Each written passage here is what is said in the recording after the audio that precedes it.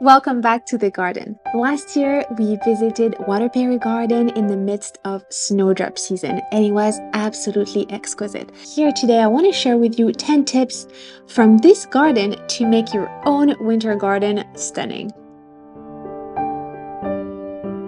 Of course, one of the first things that come to mind is to add winter flowering bulbs, and snowdrops are top of the list. They are an absolute highlight of winter. And this garden, Waterperry Gardens, actually had 60 different varieties. I didn't capture them all, but they also had some beautiful double blooms and single blooms. There was a whole section near the house that was labeled, but these were just under the canopy of deciduous trees. It was absolutely lovely to walk and be surrounded by a carpet of these blooms.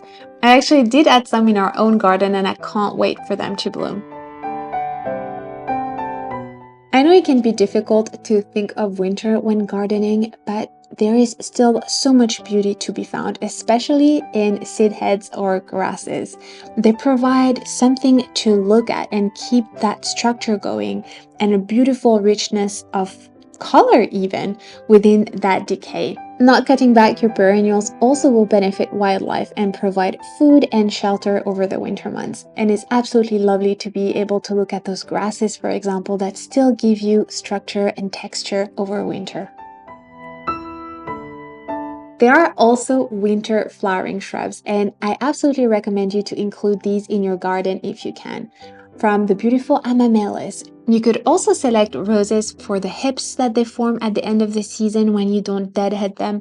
That simply provides a pop of red, a pop of color, but also food for wildlife. Dogwoods are a great shrub to maximize seasonal interest with one plant, as they blossom, give you lush foliage over the summer, and then that beautiful pop of color in winter. Of course, you can always go for Daphne, that is also scented and is one of the earliest flowering shrubs. Heathers are also a great choice for a low-growing option towards the front of the border.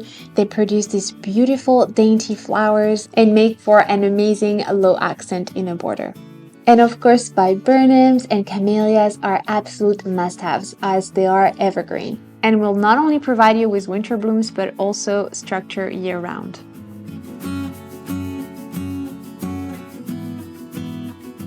Adding the right decorative elements to your space can really make the design feel cohesive and enhance the beauty and functionality of the space. In a larger space, it's lovely to walk through the garden and stumble upon little nooks and areas where you can have statues or benches that do provide an additional element to look at, of course, in the winter months. Here I'm inserting a couple more examples from other gardens I loved in the UK, and you can have some beautiful planters, some accent lighting, some amazing statuary, of course. There's a long list of beautiful but also functional objects like bird feeders, for example, that can be added to the garden and enhance the feel of it in winter.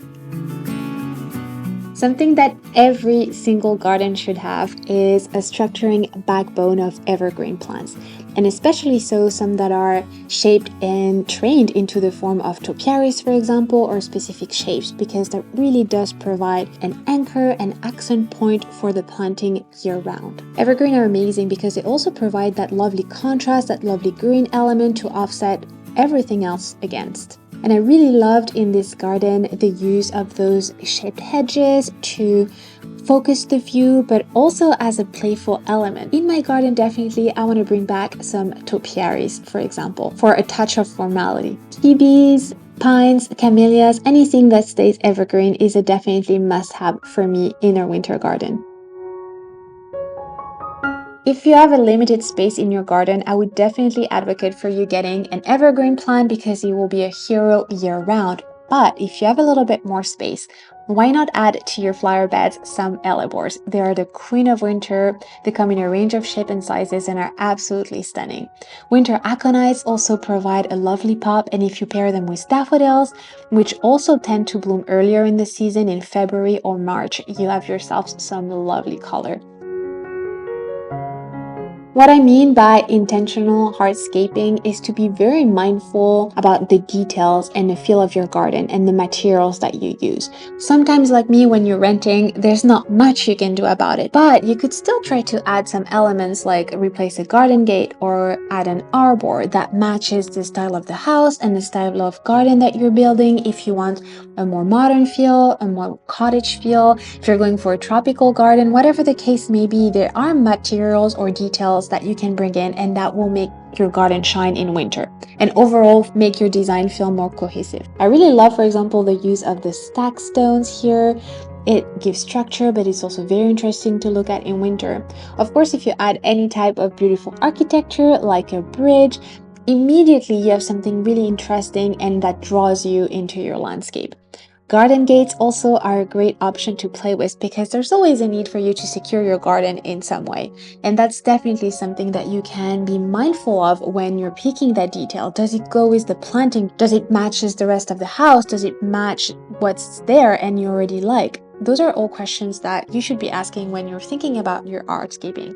And this beautiful gate that was shown near the exit section where you would go into the shop absolutely stopped me in my tracks. This is a piece of art and it's beautiful yet utilitarian, and that's exactly the kind of thing that I would love to bring into my own space. Planting with symmetries or choosing trees that have a beautiful shape is also something that will provide a lot of interest in your garden. In winter, you're stopping, you're taking more time to try to find beauty in everything. And something like a beautiful bark can stop you in your tracks. And something that I want in my own garden someday is a beautiful grove of beech trees. I absolutely adore them. And with a carpet of daffodils under, it would be absolute heaven. So if you can train fruit trees, for example, in an espalier or in an archway, that gives you, well, of course, something absolutely stunning when they're flowering, when they're fruiting, but also that structure will stay year round. And the same goes for a beautiful pergola, for example, where you'd grow wisteria. That is a striking element, whatever the season. Water is something that I don't yet have in the garden, but that is very peaceful. And if you live in a rather mild area, if you have a pond, for example, that will not freeze, so you'll still have this movement and the peacefulness it brings. A pond will also attract wildlife and benefit a range of creatures in your garden, so that's something else to consider. So it can be a small fountain or a pond, but having that water element also is of course going to make your winter garden stand out and be more enjoyable. Well, and if you love to spend a lot of time in your home in winter, of course you can bring the garden in. We don't all have a greenhouse, of course, but there's still a little bit of counter space where we can use forced bulbs like hyacinths or plant up amaryllis or have a fresh bouquet of flowers just to remind us of warmer days to come. And I really love these displays with houseplants, which of course are a hero year round, but I feel even more so in winter. I hope you enjoyed this video and coming along with me on this garden visit. Thanks for watching. I'll see you next time. Bye!